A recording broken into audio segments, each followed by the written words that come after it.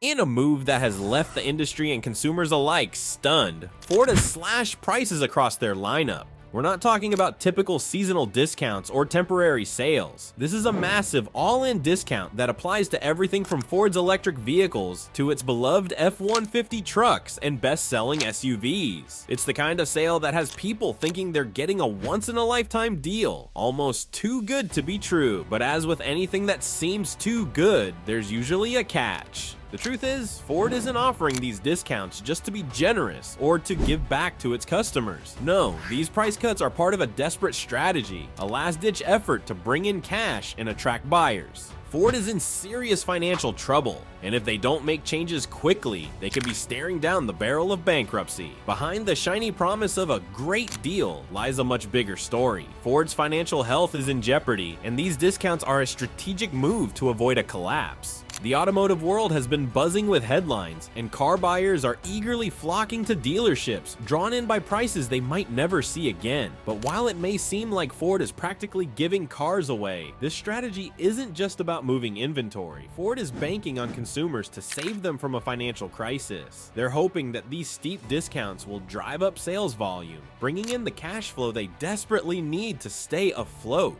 But here's the million-dollar question. Will it work, or is Ford risking everything on a strategy that could backfire?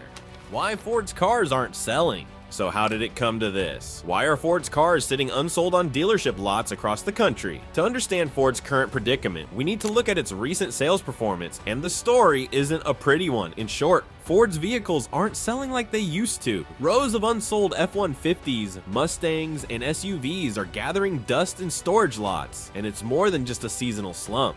Take a closer look at Ford's massive test track in Dearborn, Michigan. Instead of cars zipping around in trials, the area is filled with parked trucks, F-150s and F-150 Lightnings lined up in neat rows. Ford claims these vehicles are simply undergoing quality control tests, but industry insiders and experts are skeptical. Why are so many vehicles undergoing quality checks if they've already been through the production line? The truth, some speculate, is that Ford has an overflow of vehicles they can't sell, so they're holding them back, hoping to create demand through scarcity, or possibly waiting for a miracle to lift sales. This backlog isn't just about timing, it's a red flag for Ford's recent issues with recalls and quality control. Over the past few years, Ford has earned the dubious distinction of leading the auto industry in recalls, calling back thousands of vehicles to fix potentially dangerous defects. Just recently, Ford recalled 43,000 of its Bronco models due to a gas leak issue, a fault serious enough that it could lead to fires. And the recalls don't stop there. More than 550,000 F-150 trucks that have been recalled due to transmission issues, and over 125,000 Escape, Maverick, and Corsair models were called back to repair engine problems that could also spark fires. These aren't minor issues, these are significant safety hazards that have caused both consumers and experts to question Ford's reliability. Imagine being a buyer interested in a Ford Bronco or F-150 only to read about recalls and safety issues linked to fire hazards or faulty transmissions. It's enough to make anyone think twice before committing to a purchase. This string of recalls has chipped away at Ford's reputation and shaken customer trust. After all, who wants to buy a car that might turn into a fire hazard? For Ford, it's not just about fixing these problems. It's about repairing their image and regaining the confidence of buyers. And now, Ford is stuck in a vicious cycle. Their quality issues and recalls have created a backlog of unsold vehicles, and to clear this inventory, they're slashing prices. But these discounts are not just about getting rid of extra cars, they're part of a much larger gamble that Ford is taking. Ford hopes that by lowering prices, they'll attract enough buyers to keep the business afloat, even as they struggle with these quality issues. However, the real question is whether this strategy can save Ford, or if it's merely delaying an inevitable financial crisis. Quality control issues and the recall cycle. When it comes to Ford's struggles, quality control issues are at the heart of the problem. In recent years, Ford has led the industry in recalls, with problems that go beyond minor fixes. The company has issued recalls on a staggering variety of models, from its popular F-150 trucks to new Bronco SUVs, each with issues that don't just inconvenience customers, they put their safety at risk. Let's take a closer look at one of the most troubling recalls: The Ford Bronco. Ford recently recalled 43,000 units of this model due to a gas leak problem. The fix, instead of replacing parts or conducting a full redesign, Ford opted to install a tube that redirects leaking fuel away from the engine, a quick fix meant to reduce the immediate risk of a fire. But here's the kicker. This patch doesn't solve the core problem. By directing the leaking fuel elsewhere, Ford has merely reduced the risk rather than eliminated it. It's a temporary solution that doesn't inspire confidence in the long-term safety or reliability of these vehicles. This approach has created a reputation for Ford as a company that patches issues rather than solving them. From fuel leaks in the Bronco to faulty transmissions in the F-150, Ford's recall strategy seems to focus on short-term solutions instead of addressing underlying problems. As a result, customers are left with vehicles that may work for now, but could easily require further fixes down the line. It's a cycle that undermines Ford's image and leaves consumers skeptical of the brand. And here's where things get even trickier. As these quality issues continue, Ford's financial burden grows. Recalls cost money, and every vehicle brought back to the dealership for repairs is another expense for Ford. This creates a vicious cycle. Ford's quality issues lead to more recalls, which in turn lead to higher costs and fewer sales, which then pushes Ford to slash prices even further. Ford's quality control problems aren't just a public relations nightmare. They're a financial sinkhole that threatens to drag the company down if it doesn't find a way to break free from this pattern. How Ford's discounts are funded.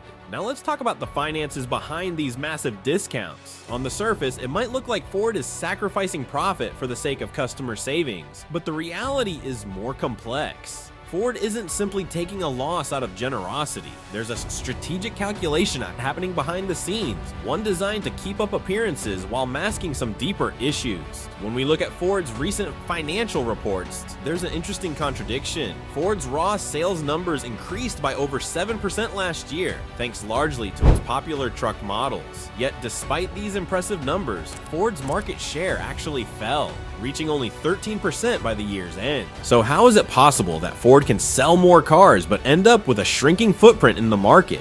The answer lies in Ford's aggressive pricing strategy. To maintain sales volume, Ford has been relying on deep discounts and dealer incentives. These are short-term tactics that allow Ford to move more cars, but they don't necessarily reflect genuine demand. By heavily discounting its vehicles and offering incentives for dealerships to hit sales targets, Ford is creating an illusion of demand, all while its share in the industry quietly erodes. Essentially, Ford's market strategy is like a band-aid. It covers up the symptoms without addressing the real problem, which is the declining consumer trust in their vehicle's reliability. Ford's dealer incentives add another layer to this tactic, known as stair-step incentives. This program rewards dealerships based on the volume of vehicles sold. The more trucks and SUVs they move, the bigger the reward they receive from Ford. These incentives pressure dealerships to prioritize sales volume over quality, creating a high-stakes environment where meeting quotas becomes more important than ensuring customers get the best possible experience. This aggressive strategy of discounts and incentives may look good in quarterly sales reports, but it comes at a price. For one, it encourages dealerships to rush through sales to meet quotas, which can lead to subpar customer experiences. Customers may feel like they're just another number in the dealership's books rather than valued clients. Furthermore, this approach doesn't build a loyal customer base. It simply inflates short-term sales at the expense of long-term brand loyalty. So while Ford's discounts may seem like a great deal for consumers on the surface, the reality is that these price cuts are part of a larger game. Ford's trying to keep up appearances in an increasingly competitive market, but this heavy reliance on incentives and discounts is a desperate move that highlights the fragility of their current financial standing. The question remains, how long can Ford sustain this strategy before the cracks in their financial foundation begin to show?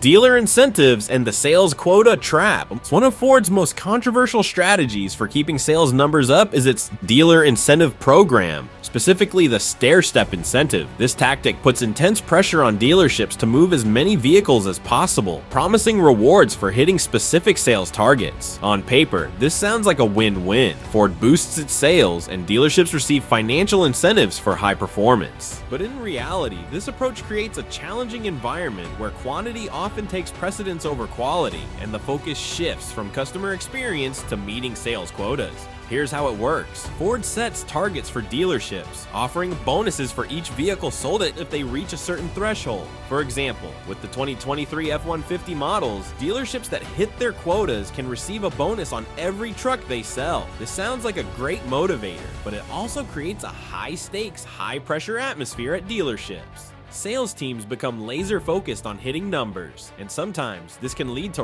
rush sales and a less than ideal buying experience for customers. Imagine walking into a dealership and feeling like the salesperson is more interested in closing the deal than helping you find the right vehicle. That's the reality some customers face under this high-pressure sales model. For dealerships, the clock is always ticking, and meeting quotas becomes the top priority. This pressure can leave some buyers feeling like they're being pushed into a decision, rather than being guided toward the best choice for their needs. And while these incentives drive up Ford's numbers in the short term, they risk damaging the customer satisfaction and brand loyalty in the long term. Many consumers want transparency, quality, and a personal touch when buying a car, but under the stair-step program, dealerships may not have the time to provide a top-notch experience, which can leave buyers feeling like they were just another sale rather than a valued client. The potential for customer dissatisfaction is high, and in today's market where buyers have numerous options, negative experiences can lead to lasting damage to Ford's reputation,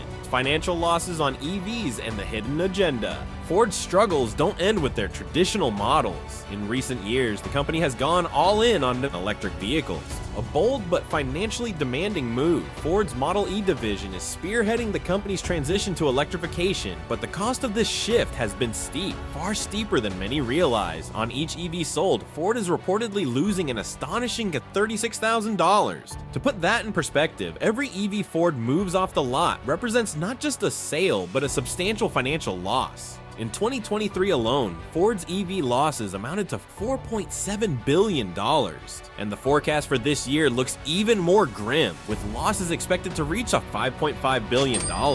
So why would Ford continue investing in EVs if it's costing them so much? The answer is complex. On one hand, Ford feels the pressure to stay competitive in a world that's rapidly moving towards electrification. Consumers are increasingly interested in green technology, and regulatory pressures are pushing automakers to reduce emissions. Ford sees electrification as essential to staying relevant, but the financial toll is enormous. One of Ford's solutions to offset these losses involves the proprietary software embedded in their EVs. Ford's EVs are equipped with high-tech specialized software that connects drivers to a network of Ford service centers for maintenance and repairs. This sounds innovative on the surface, but there's a hidden agenda here. Ford's proprietary software essentially locks EV owners into their dealership network. Independent repair shops don't have access to Ford software, meaning only Ford dealerships and authorized centers can perform necessary diagnostics and repairs. For Ford, this setup has two main benefits. First, it creates a steady revenue stream as EV owners are forced to return to the dealership for repairs and maintenance. And second, it gives Ford control over the servicing of their vehicles, allowing them to keep repair prices high without competition from independent mechanics. In other words, Ford might lose money on the initial sale of each EV, but they plan to make up for it through the exclusive service fees over the vehicle's lifespan. But this strategy comes with significant risks. By locking consumers into dealership-only repairs, Ford is effectively monopolizing the repair process, which limits customer choice and raises long-term costs for EV owners. Consumers who thought they were getting a great deal on an EV may end up paying more than expected in maintenance costs. This creates a tension between Ford's business goals and consumer satisfaction, a delicate balance that could backfire if customers begin to feel trapped by high repair bills and limited service options. The stakes are high for Ford's EV strategy. They're banking on these exclusive repair networks to recoup their initial losses, but there's no guarantee that customers will tolerate the increased costs and limited options.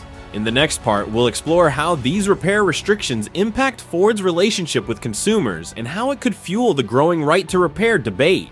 Repair restrictions and consumer backlash. For Ford's EV owners, the buying experience doesn't end with driving off the lot. In fact, owning a Ford EV often means dealing with a web of repair restrictions that go far beyond the typical maintenance experience. Each Ford EV is packed with proprietary software essential for diagnostics, performance monitoring, and maintenance alerts. This software isn't accessible to independent repair shops, meaning that any issue requiring a diagnostics check or software update can only be addressed by an authorized Ford dealership. This restriction may not seem like a big deal initially, but it means Ford owners face limited repair options and often higher costs. Independent mechanics, who typically offer competitive pricing, are locked out of Ford's proprietary systems. Even minor repairs could turn into pricey dealership visits due to this exclusivity, leaving some customers feeling trapped in a cycle of dealership-only repairs. Consumers who thought they were saving money by buying an EV and avoiding fuel costs are often hit with higher than expected maintenance expenses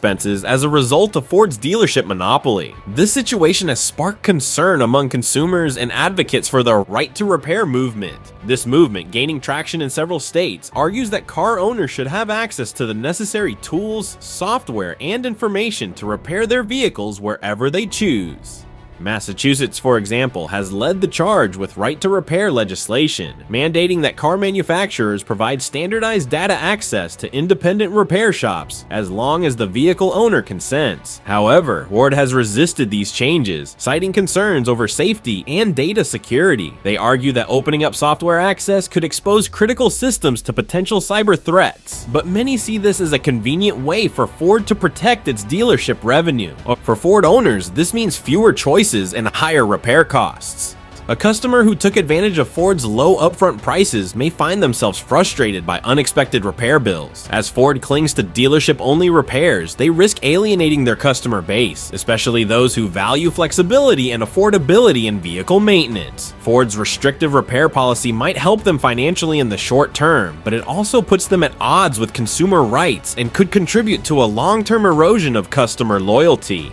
The cycle of quality issues and financial strain. Ford's strategy of limiting repairs to dealerships has a ripple effect that goes beyond mere inconvenience. It's part of a larger cycle, one that ties together Ford's recurring quality issues and their financial struggles. Here's how the cycle works. Ford's vehicles, particularly its recent models, have faced frequent recalls due to design flaws, software glitches, and safety hazards. Each recall means a surge of vehicles returning to dealerships for urgent repairs, which further clogs up service centers and drives repair costs for owners. Take the Ford F-150, for instance.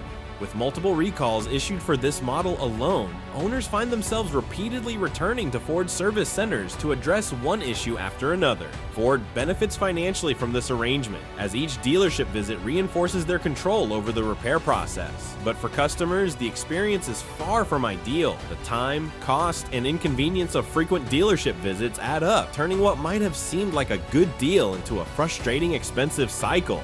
This cycle reveals a troubling reality. Ford's quality control issues essentially funnel customers back into their dealership network, reinforcing their reliance on high-priced repairs. For Ford, this system is profitable, allowing them to capitalize on each recall or maintenance visit. But for consumers, it's a stark reminder of Ford's quality problems and an unwelcome hit to their wallets. Over time, this cycle of recalls and repairs can erode even the most loyal customer base. Ford was once known for its rugged reliability, but its recent focus on cost-cutting and rapid production has hurt that reputation. And with competitors, especially in the EV market, offering reliable, innovative vehicles with flexible repair options, Ford risks losing ground to brands that put customer satisfaction first. Every recall, every repair restriction, and every dealership visit further strains Ford's relationship with its customers, creating a sense of dependence that may backfire if consumers decide to take their loyalty elsewhere.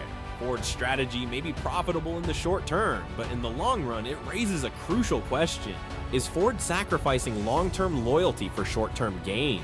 The company's focus on maximizing dealership control and repair revenue is creating a risky dependency that could drive consumers toward brands offering more transparency, better quality, and greater repair freedom. Ford's cycle of recalls and restricted repair options is a gamble, one that could have lasting consequences if consumers begin to look elsewhere for reliability and value.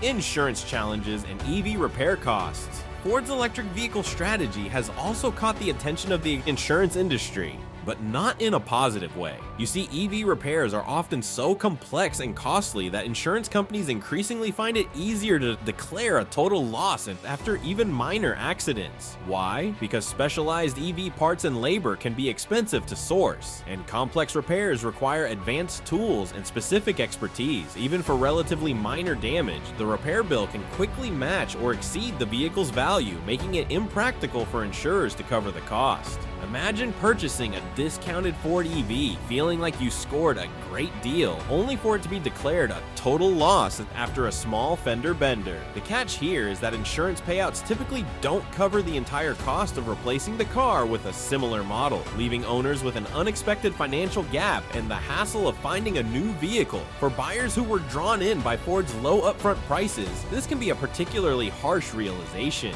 For Ford EV owners, this insurance predicament adds another layer of financial risk. EV repairs aren't just about money, they can also involve long delays due to limited availability of specialized parts and skilled technicians. This combination of high costs and logistical issues makes the ownership of a Ford EV a potentially risky financial commitment, one that doesn't necessarily end with the initial purchase. From an insurance perspective, covering EVs has become a balancing act, especially as repair costs for electric models continue to rise. Many insurers now factor in these risks, and as more Ford EVs hit the road, the cost of premiums could rise, reflecting the higher likelihood of total losses for even minor repairs. In a market where consumers increasingly weigh total ownership costs, Ford's discount-heavy approach could start to lose its appeal as insurance costs and repair risks become more apparent to potential buyers.